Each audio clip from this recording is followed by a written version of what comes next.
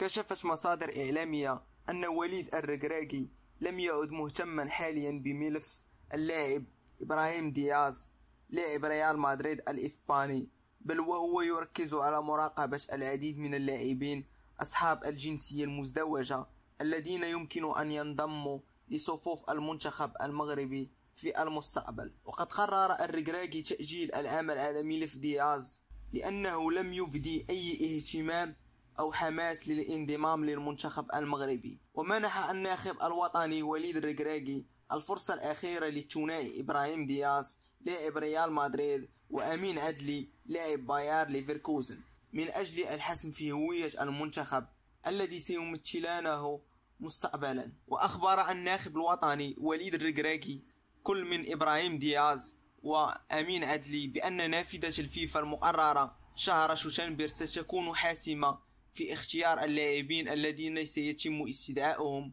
لكأس إفريقيا، مما جعله يمنح اللاعبين مهلة قصيرة لحسم قرارهما النهائي.